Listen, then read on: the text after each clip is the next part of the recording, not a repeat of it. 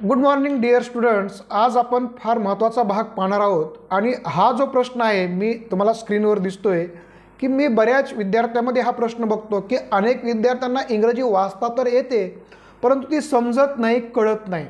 बरं, हा विद्यार्थ्यांचाच प्रश्न नाही तर पॅरेंट्सचा पण प्रश्न आहे किंवा पॅरेंट्सचा पण नाही तर ज्यांचा समाजामध्ये इंग्रजीशी संबंध येतो अशा अनेकांना हा प्रश्न पडतो की मी इंग्रजी चांगल्या पद्धतीने वाचू शकतो परंतु मला कळत का नाही. तर मित्रहो, या प्रश्नाचं उत्तर आपण या ठिकाणी आज शोधूया आणि याचं उत्तर शोधत असताना की याच्यामधून कसा मार्ग काढायचा, अशा कोणत्या गोष्टी करायच्या म्हणजे आपल्याला इंग्रजी वाचता तर येईलच पण त्याचसोबत ती वाचलेली समजायला पण लागेल. तर मग बघूया अशा 5 गोष्टी आपल्याला करायच्या आहेत की ज्या केल्या की तुम्हाला इंग्रजी अंडरस्टँडिंग व्हायला लागेल. तर बघूया पहिली स्टेप काय आपल्याला करावं लागेल की ज्याच्यामुळे इंग्रजी आपल्याला समजायला लागेल. आपल्याला माहिती आहे इंग्रजी का कळत नाही तर त्यातला सगळ्यात मोठी गोष्ट जी आहे तर ती आहे आपल्याकडे असणारा शब्दसाठा.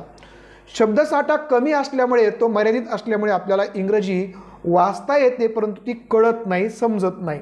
मग पहिली गोष्ट आपल्याला काय करायची आहे तर पहिली स्टेप आपल्याला करायची की आपल्याकडे नेमका किती शब्दसाठा आहे तो चेक करा, तो लिहून काढा की आपल्याला किती शब्द पाठ आहेत ते लिहून काढा. मित्रहो, तुम्हाला जर इंग्रजी चांगल्या पद्धतीने समजायची असेल तर कमीत कमी 3000 शब्द, बघा तुम्हाला मी स्क्रीनवर पण दिलं आहे की कमीत कमी 3000 शब्द हे माहीत पाहिजेत, पाठ पाहिजेत, तर तुम्हाला ते काय होतात, इंग्रजी चांगल्या पद्धतीने समजायला लागते. आता तुम्हाला प्रश्न पडला असेल की माझ्याकडे 500 शब्द पाठ आहेत, मला 1000 शब्द पाठ आहेत, मग मी काय करू.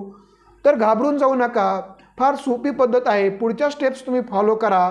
या पुढच्या स्टेप्स तुम्ही फॉलो केल्या की तुमचा शब्दसाठा पण वाढायला लागेल आणि दुसरी गोष्ट तुमची इंग्रजीची अंडरस्टँडिंग, आकलन पण व्हायला लागेल, तुम्हाला इंग्रजी समजाय पण लागेल. तर मग बघूया की अशा कोणती दुसरी स्टेप आहे की जी आपल्याला यासाठी करावं लागणार आहे. तर बघा स्क्रीनकडे दुसरी स्टेप आहे की एकदा आपल्याला बघावं लागेल की आपली अंडरस्टँडिंग लेवल काय आहे. म्हणजे कशी बघायची तर बघा, एक सोपी गोष्ट करा. एक पहिलीचं इंग्रजीचं पुस्तक घ्या. पहिलीच्या इंग्रजीच्या पुस्तकामध्ये काय असतात, स्टोरीज असतात, जोक्स असतात, काही इन्फॉर्मेटिव्ह गोष्टी असतात की जे आपल्याला समजायला सोपं जातं. मग त्यातला पहिला चॅप्टर का, पहिलीचं इंग्रजीचं पुस्तक घेतलं की त्यातला पहिला चॅप्टर घ्या आणि तो वाचायला लागा. जर पहिलीच्या बुकमधला पहिला चॅप्टर तुम्हाला समजला, त्यातल्या काही अडचणी नाही आल्या, सगळे शब्द तुम्हाला समजले, तर असं समजायचं की तुमची अंडरस्टँडिंग पहिलीची कंप्लीट आहे. मग दुसरीचं बुक घ्या. आता दुसरीचं बुक घेतल्यानंतर तुम्हाला काही प्रॉब्लेम यायला लागले, काही नवीन शब्द आहेत की जे तुम्हाला समजना गेले, तर समजायचं की आपल्याला दुसरीपासूनची इंग्रजीची लेवल आपल्याला आता क्लिअर करायची. मग एकदा ह्या तुमची लेवल समजली की आता पुढं काय करायचं आहे तर पुढची स्टेप आपल्याला करायची की त्या दुसरीचा, समजा आपण क्लास सेकंड आहे, क्लास सेकंडचा आपण पहिला चॅप्टर काढला आहे, चॅप्टर पहिला काढला आणि चॅप्टर पहिला काढल्यानंतर आपण तो पूर्ण रीड केलं. रीड केल्यानंतर तुमच्या काय लक्षात येईल की त्याच्यामध्ये काही न्यू वर्ड्स आहेत की जे तुम्हाला त्यांची मिनिंग माहीत नाहीत. काय आहेत, न्यू वर्ड्स आहेत त्याच्यामध्ये. ते न्यू वर्ड्सचे तुम्हाला मिनिंग माहीत नाहीत. मग काय करायचे, हे न्यू वर्ड्स लिहून काढायचे. सगळे न्यू वर्ड्स काय करायचे, हे न्यू वर्ड्स लिहून काढायचे त्या चॅप्टरमधले आणि त्याचे मिनिंग सर्च करायचे. गुगलला सर्च करा किंवा कोणाकडून माहिती करून घ्या आणि हे सर्च केले की ते एकदा त्याची मिनिंग कळाला तुम्हाला की आता परत तो चॅप्टर वाचायचा. आता तो चॅप्टर तुम्हाला वाचला की तो तुम्हाला समजायला लागेल, पूर्ण समजायला लागेल, कसलीही अडचण राहणार नाही. आणि हा एकदा चॅप्टर झाला की मग दुसरा चॅप्टर असाच पद्धतीने वाचा की वाचून काढा. अंडरस्टँडिंग क्लिअर होत नाही तर तिथले नवीन शब्द काढा, नवीन शब्दाची मिनिंग सर्च करा. मिनिंग सर्च झाले की परत तो दुसरा चॅप्टर तुम्ही वाचायला लागा. एक 4 ते 8 दिवसामध्ये तुमचं पूर्ण बुक कंप्लीट होईल. एकदा हा दुसरीच्या सेकंड क्लासमधला इंग्लिश संपवली की मग तिसरीच्या इंग्लिशचा हाच प्रयोग करा. चौथीच्या इंग्लिशसाठी पण तसाच प्रयोग करा. नंतर 5वीच्या इंग्लिशसाठी पण तसाच प्रयोग करा. 6वीच्या इंग्लिशसाठी पण तसाच प्रयोग करा. इव्हन 7वीच्या इंग्लिशसाठी पण असाच प्रयोग करा. याच्यासाठी तुम्हाला 2 ते 3 महिने लागतील आणि एकदा हे तुम्ही 7वीपर्यंत कंप्लीट केलं की मग तुम्हाला जगातली कोणतीही इंग्रजी समजायला लागेल, कितीही अवघड असली तरी समजायला लागेल. एकदा तुम्ही 7वीच्या बुकच्या लेवलपर्यंत अंडरस्टँडिंगचा ही जी स्टेप पूर्ण तुम्ही केल्या की तुम्हाला ती समजायला लागेल. लक्षात आलं. आणि तोपर्यंत तुमचा शब्दसाठा पण वाढलेला असेल की न्यू वर्ड्स जे आहेत, रोज तुम्ही जवळपास 10-10, 20-20 वर्ड्स जर 3 महिने तुम्ही करायला लागला तर 1000 न्यू वर्ड्स तुमचे पाठ होऊन जातील. पाठांतर करायची गरज नाही, ऑटोमॅटिक पाठ होऊन जातील. कारण त्या स्टोरीजमुळे ज्या वाचताय तुम्ही, त्या स्टोरीजमुळे तुम्हाला शब्दांची आवड तयार होईल आणि अंडरस्टँडिंग होईल. ते शब्द लक्षात राहायला लागतील तुमच्या. लक्षात आलं. ही दुसरी स्टेप महत्त्वाची आहे. आता तिसरी स्टेप काय करायची आहे, हे झाले तुम्ही बुक्स वाचले. आता काय करा, बुक्स वाचल्यानंतर काय करा की वेगवेगळे मार्केटमध्ये स्टोरी बुक्स मिळतात आपल्याला, छोट्या छोट्या गोष्टींचे किंवा जोक्सचे बुक्स मिळतात. हे घ्यायचे आणि ते वाचायला लागायचे. ते वाचल्यानंतर तुम्हाला कळणार नाही, त्याच्यामध्ये पण तुम्हाला काही न्यू वर्ड्स म्हणजे अर्थ माहीत नसलेले शब्द, त्या ठिकाणी देखील तुम्हाला न्यू वर्ड्स सापडतील. ते देखील न्यू वर्ड्स काय करायचे, लिहून काढायचे, त्याची मिनिंग सर्च करायचे आणि परत ते स्टोरी बुक्स काय आहेत ते वाचायला लागायचे. जसं तुम्ही इंग्लिशच्या बुकसाठी केलं होतं तीच मेथड या ठिकाणी फॉलो करायची. याच्यामुळे काय होईल, तुम्हाला अंडरस्टँडिंग पण व्हायला लागेल आणि नवीन नवीन शब्द आहेत ते ऑटोमॅटिक पाठ व्हायला लागतील, है ना. शब्दपाठ तर करण्यासाठी देखील हाच फॉर्म्युला आहे आणि अंडरस्टँडिंग करण्यासाठी देखील हाच फॉर्म्युला आहे. आता अजून एक ह्या 4 गोष्टी व्हायला लागल्या. रीड करा, न्यू वर्ड सर्च करा, परत रीड करा आणि अंडरस्टँड करा. या 4 स्टेप्स तुम्हाला या तिसऱ्या लेवलला आपल्याला पूर्ण करायच्यात. आता याच्यामध्ये मी तुम्हाला दुसरा अजून या ठिकाणी एक महत्त्वाचा पॉईंट सांगितला आहे. याच्यामुळे तुमचं शब्दपाठांतर फार प्रचंड वाढणार आहे आणि अंडरस्टँडिंग पण फार लवकर होणार आहे. काय सांगितलं आहे मी याच्यामध्ये, रीड न्यूज पेपर्स. कोणताही एक पेपर तुम्ही घरी लावा आणि तो एक 5 ते 6 महिने तुम्ही तो रीडिंग करायला लागा, वाचायला लागा. याच्यामुळे काय होईल की तुम्हाला माहीत असणारे जे विषय आहेत रोजचे डेली, हे तुम्हाला इंग्लिशमध्ये वाचायला मिळतील आणि याच्यामुळे एखाद्या मराठी शब्दाला इंग्लिशमध्ये काय म्हणतात ते तुम्हाला त्या न्यूजपेपरमुळे कळायला लागेल, है ना. घरी लावा. ऑफलाईन तुम्ही जर लावला तर बेस्ट वे आहे. कारण ऑफलाईनमुळे काय होईल, ज्या शब्दांचा मिनिंग तुम्हाला माहीत नाही त्याला तुम्हाला खुणा करून, त्याला मार्किंग करून तो ठेवता येईल आणि मग रिकाम्या वेळेमध्ये त्याचा मिनिंग तुम्हाला सर्च करता येईल. जर ऑफलाईन नाही मिळाला तर ऑनलाईन देखील तुम्ही वाचू शकता. परंतु सलग जर 6 महिने तुम्ही न्यूजपेपर जर वाचलात तर जवळपास 1000-2000 नवीन शब्द तुमचे पाठ होतील आणि ते शब्द कोणते असतील, तुमच्या आजूबाजूच्या वापरामध्ये असणारे शब्द असतील.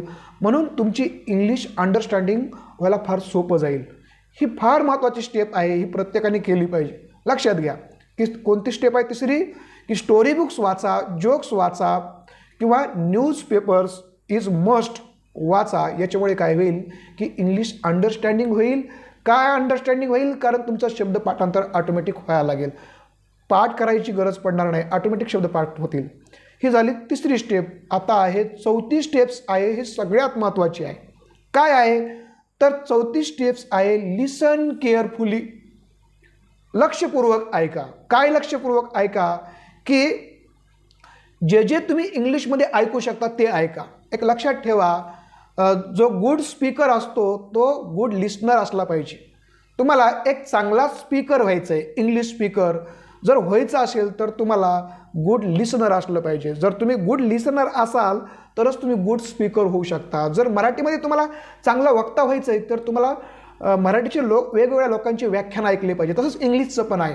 म्हणून तुम्ही ऐकायला शिका.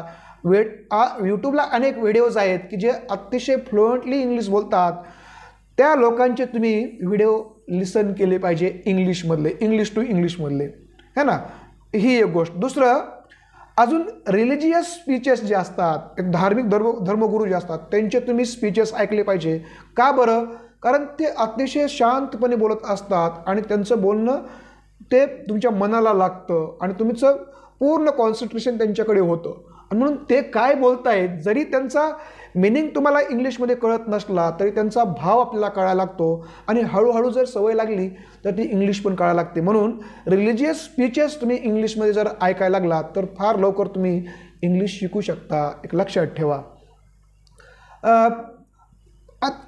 दुसरी आहे पुढची, इन्स्पायरिंग स्पीचेस पण आपण ऐकले पाहिजे जे यूट्यूबला असतात. इन्स्पायरेशनमुळे आपल्याला इन्स्पायर करणारे. याच्यामुळे काय होतं, आपलं मन त्याच्यामध्ये लागतं. ते काय बोलतात ते आपण लक्षपूर्वक ऐकतो आणि त्यांचे जे न्यू वर्ड्स आहेत ते पण आपण ऐकू लागतो आणि त्यांचा भाव, बोलण्यातला जो भाव आहे, त्यांची बोलण्याची जी पद्धत असते त्याच्यामुळे ते आपल्याला त्यांच्या स्पीचेसमुळे ते आपल्याला नवीन नवीन वर्ड्स देखील समजायला लागतात. स्टोरीज पण आपण या ठिकाणी ऑनलाईन ऐकल्या पाहिजे ज्या इन्स्पायरिंग असतात. आणि याच्यामुळे काय होईल, आपलं शब्दसाठाही वाढेल आणि रीडिंग पण वाढेल, अंडरस्टँडिंग पण वाढेल. लक्षात आलं. आता लास्ट स्टेप आहे की ती आपण केली पाहिजे, जी आहे रीड विकिपीडिया. ही गोष्ट अनेकांना माहीत नाही, परंतु ही फार महत्त्वाची गोष्ट आहे. आपण बघतो की आपल्याला एखादी नवीन गोष्ट जर माहीत करून घ्यायची असेल तर आपण काय करतो, आपण गुगल सर्च करतो. आणि पण ती गुगलवर डिटेलमध्ये माहिती कुठं असते, ती असते विकिपीडियावर असते. तुम्ही आता बघा तुम्ही की एखादी इन्फॉर्मेशन पाहिजे आहे तुम्हाला एखाद्या गोष्टीमध्ये, तर ते विकिपीडियामध्ये भेटते. किंवा एखादी हिस्ट्री आपल्याला सर्च करायची आहे, ती पण आपल्याला विकिपीडियामध्येच भेटते. समजा हिस्ट्री ऑफ युरोप तुम्हाला लर्न करायचं आहे, तर ती कुठं सापडणार आहे तुम्हाला, विकिपीडिया आहे ना. किंवा भारताचा इतिहास तुम्हाला गुगलला सर्च करायचा, तो तुम्हाला कुठं सापडेल, तो विकिपीडिया सापडेल. किंवा सायन्सबद्दल आपल्याला इन्फॉर्मेशन पाहिजे, ती कुठं सापडेल, आपल्याला विकिपीडिया सापडेल. आपण ते विकिपीडियाला सापडतो, आपण लर्न नाही करत तो, परंतु आपण एक चूक करतो मित्र. काय चूक करतो, आपण ती मराठीमध्ये वाचतो, आपण आपल्या मदर टंगमध्ये वाचतो. परंतु आपल्याला जर इंग्लिश अंडरस्टँडिंग करायची असेल आणि जो आपला आवडीचा विषय आहे तो जर आपल्याला या ठिकाणी शिकायचा असेल, तर तो आपण इंग्लिश लँग्वेजमध्ये जर तुम्ही रीडिंग करायला लागलात, लर्न करायला लागलात, तर तुम्हाला अंडरस्टँडिंग करणं सोपं जाईल. कारण तुमच्या आवडीचा विषय तुम्ही वाचताय, तुम्ही मन लावून वाचणार आहे, है ना. म्हणून लक्षात ठेवा, ह्या सगळ्या गोष्टी आपण या ठिकाणी जर 5 स्टेप जर केल्या, तर आपण चांगल्या पद्धतीने इंग्लिश रीडिंग करू शकतो. रीडिंग जर करता येत असेल तर अंडरस्टँडिंग पण करू शकतो. हे मला तुम्हाला सांगायचं होतं. याच्यामध्ये एक गोष्ट लक्षात ठेवा, तुम्हाला प्रश्न पडला असेल की मी ह्या 5 स्टेप ज्या आहेत त्या विद्यार्थ्यांसाठी पण सांगितल्यात, पॅरेंट्ससाठी पण सांगितल्यात, आणि ज्यांना अंडरस्टँडिंग करण्यामध्ये अडचणी आहेत मी त्यांच्यासाठी पण सांगितलेल्या आहेत. म्हणून या स्टेप्स तुम्ही पुढच्या 3 ते 4 महिने करून बघा तुमच्या इंग्रजीमध्ये जवळपास 95% तुम्हाला फरक पडलेला दिसेल.